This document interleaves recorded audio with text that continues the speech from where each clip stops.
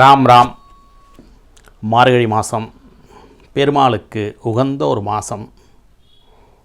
இப்பேற்பட்ட ஒரு பாக்கியமான சிறப்பான மாதத்தில் ஆழ்வார்களை பற்றி சொல்லலாம் அப்படின்னு ஒரு எண்ணம் வந்தது. ஆழ்வார்களில் இன்றைக்கி நான் எந்த ஆழ்வாரை பற்றி சொல்ல போகிறேன்னா அனந்த ஆழ்வார். இந்த அனந்த ஆழ்வார் எல்லா ஆழ்வாருமே சரி, பெருமாள்கிட்ட அவாலாம் சரணாகதி அடைஞ்சவா.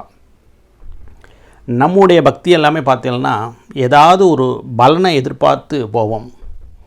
பெருமாளுக்கு மொட்டை அடிக்கிறேன், பெருமாளுக்கு உண்டியலில் இவ்வளோ பணத்தை போடுறேன், பெருமாளுக்கு அங்க பிரதர்ஷனம் பண்ணுறேன் அப்படின்னு நம்ம சொல்லுவோம். ஆனால் அதிலெல்லாம் பெருமாள்கிட்டேருந்து நம்ம ஏதோ ஒரு பலனை எதிர்பார்த்து செய்வோம். ஆனால் இந்த ஆழ்வார்கள்லாம் இருக்காள் இல்லையா, அவளுகளுக்கு தேவைங்கிறதே கிடையாது. சேவை, பெருமாளுக்கு சேவை, அது மட்டும்தான்.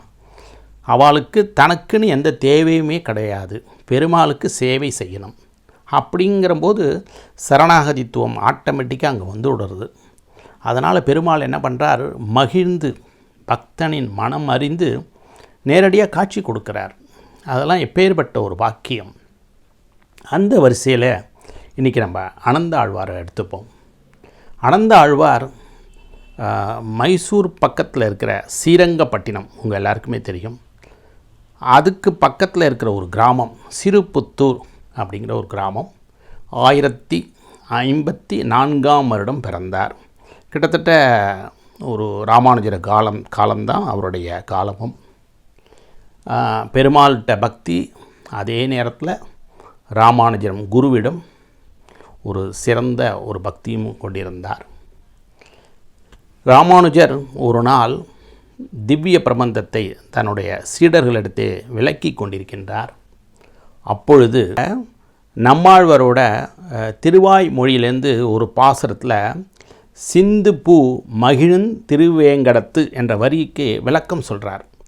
அப்படி விளக்கம் சொல்லும்போது அவர் கண்ணிலிருந்து தார தாரையாக கண்ணீர் கொட்டுறது. சீடர்கள்லாம் பதறா, அலறி அடித்து குருகிட்ட போய் குருவே என்ன ஆச்சு, என்ன பிரச்சனை அப்படின்னு கேட்குறார். அப்போ தழுதழுக்கும் குரலில் சொல்கிறார், நான் இங்கே இருக்கேன், என் மனசெல்லாம் பெருமாள் ஏழுமலையான்ட்ட இருக்குது, வேங்கடத்தான்ட்ட இருக்குது. உடனே அவெல்லாம் கையை கட்டி கொண்டு என்ன சொல்ல போகின்றார், அவருக்கு என்ன பிரச்சனை அப்படின்னு, அவர் அடுத்த வரி என்ன சொல்ல போகிறார் என்று எல்லாம் காத்துன்ட்ருக்கா.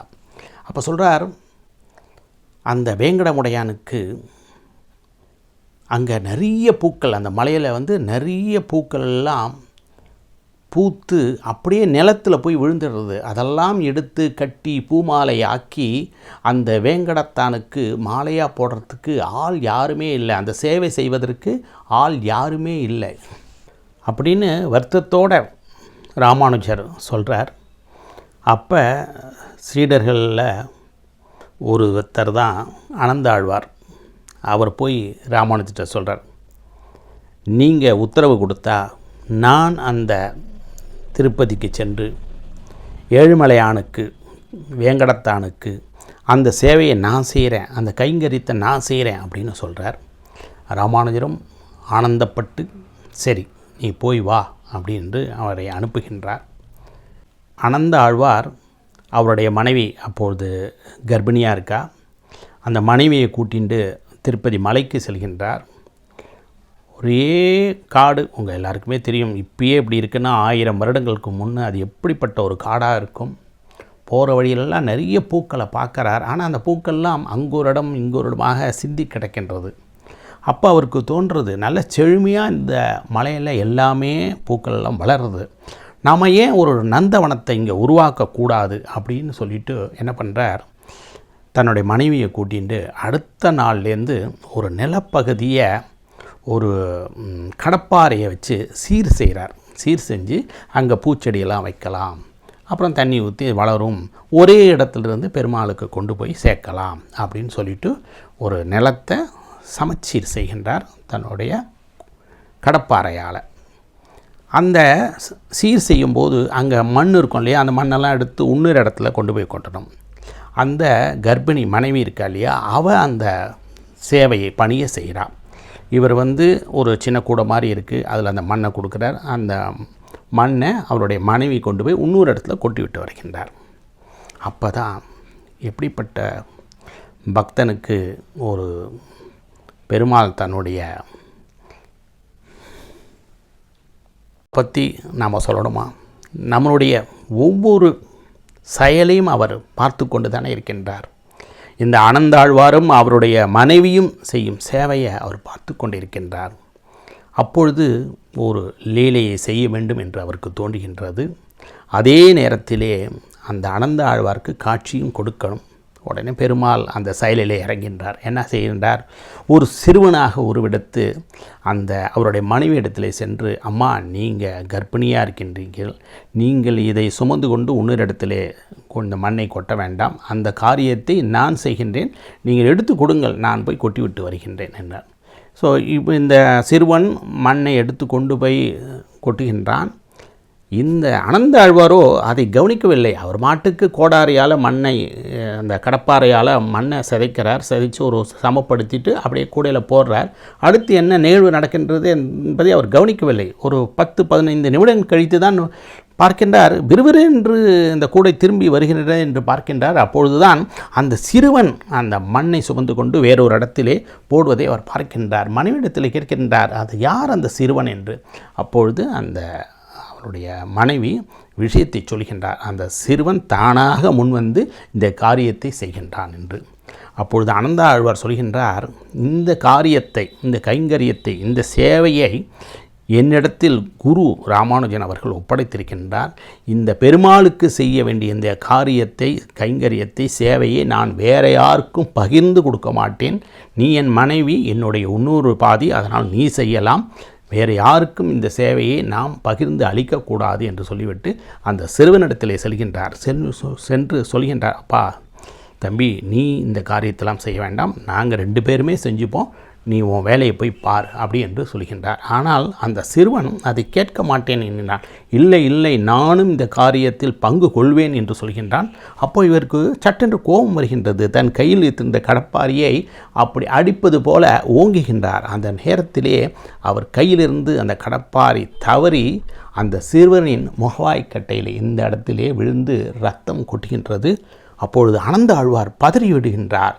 ஐயோ, தெரியாமல் இந்த காரியத்தை செய்துவிட்டேன், நான் அடிக்கும் எண்ணத்திலே எல்லாம் செய்யவில்லையப்பா, உன்னை மிரட்ட வேண்டும் என்று தான் அதை தூக்கினேன் என்று அவனை சமாதானப்படுத்தவும் அவனுக்கு ஏதாவது ஒரு மருத்துவ உதவி செய்ய வேண்டும் என்று அந்த சிறுவனிடத்திலே செல்கின்றார். அந்த சிறுவனோ ஓடி செல்கின்றான். இவரும் விடவில்லை. அந்த சிறுவனைக்கு ஏதாவது நம்ம உதவி செய்ய வேண்டும் என்று அவன் பின் அந்த திருப்பதி கோவில் இருக்கின்றல்லவா, அந்த சன்னதி உள்ளே செல்கின்றான். அப்பொழுது மறைந்து விடுகின்றான். இவர் அங்கே சுற்றி பார்க்கின்றார். எங்குமே அவனை கண்டுபிடிக்க முடியவில்லை. அந்த வருத்தத்துடன் தான் இப்படிப்பட்ட ஒரு காரியத்தை செய்துவிட்டோம் என்று மன வருத்தத்துடன் வீட்டிற்கு வருகின்றார். அவரால் சாப்பிட முடியவில்லை. இரவு தூங்குகின்றார். தூக்கத்திலே தான் செய்த அந்த தப்பு தான் அவர் மனதை உறுத்துகின்றது. காலையில் எழுந்துக்கிறார். எழுந்தோன்னையும் முதல் காரியமாக அங்கே இருக்கிற பூக்கள் எல்லாம் எடுத்து மாலையாக தொடுத்து அவர் திருப்பதி கோவிலுக்கு சென்று சன்னதியிலே இருக்கும் அர்ச்சகரிடத்திலே கொடுக்கின்றார். கொடுக்கும்போது அந்த அர்ச்சகர் ஒரு விஷயத்தை சொல்கின்றார். ஆனந்த ஆழ்வார் இடத்திலே என்ன ஆனது என்று தெரியவில்லை. பெருமாள் சிலையிலிருந்து முகவாய்க்கட்டிலிருந்து ரத்தம் வழிந்து கொண்டே இருக்கின்றது என்று சொல்கின்றார். ஆனந்த ஆழ்வார் அப்படி இருகரம் கூப்பி அங்கே அந்த பெருமாளை பார்க்கின்றார். அங்கே முகவாய்க்கட்டிலிருந்து ரத்தம் சொட்டுகின்றது. இவர் கண்ணிலிருந்து ரத்தம் போல கண்ணீர் வருகின்றது. ஓ இறைவா, பெருமாளே நேற்று சிறுவனாக வந்தது நீதானா? உன்னை தான் நான் அப்படி அடித்து விட்டேனா? என்னை மன்னித்து விடு என்று கதறுகின்றார். அப்பொழுது பெருமாள் அசரீரியாக ஆனந்த ஆழ்வார், நீ எதுக்கு இப்படி பதட்டப்படுகின்றாய்? இது நான் நடத்திய ஒரு சின்ன நாடகம். உன்னுடைய பக்திக்காக நானே நேரில் உன்னுடைய சேவையிலே பங்கு கொண்டேன், பதறாதே என்று சொல்கின்றார். அப்பொழுது ஆனந்த ஆழ்வார் அங்கே பக்கத்தில் இருக்கும் பச்சை கற்பூரம் என்று சொல்லுவோமா, அதை எடுத்து அந்த முகவாய்க்கட்டில் வைக்கின்றார். ரத்தம் வழிவது நிற்கின்றது. இன்றும் நீங்கள் பெருமாள் அங்கே போய் பார்த்தோம்னா இந்த இடத்துல வெந்நீர் இடத்திலே நீங்கள் ஒரு வடுவை பார்க்கலாம். அதை பச்சை கற்பூரத்தை வைத்து அழித்திருப்பார்கள். இதில் ஒரு விசேஷம் என்னவென்றால், கிட்டத்தட்ட 1000 வருடங்கள் முன்பு நடந்த ஒரு விஷயம். அந்த கடப்பாறை இன்றும் அங்கே திருப்பதி தேவஸ்தானத்திலே நீங்கள் உள்ளே செல்லும்போது கோபுரம் பகுதியிலே வலப்புறம் இன்றும் அது இருக்கின்றது. பெருமாளை தரிசனம் செய்யும்போது முடிந்தால் இந்த கடப்பாரையும் நாம் தரிசனம் செய்துவிட்டு வரலாம். நம்மாழ்வார்கள் எல்லோருக்குமே பெருமாள் அவர்கள் கூடவே இருந்து தரிசனம் கொடுத்திருக்கிறார்கள். அந்த ஒவ்வொரு நிகழ்வையும் நாம் வரப்போகிற காலங்களிலே பார்க்கலாம். கோவிந்தா கோவிந்தா, ராம் ராம். உங்களின் ஆன்மீக பயணத்தில் விடைபெறுவது சித்ரா பாலசுப்ரமணியன்.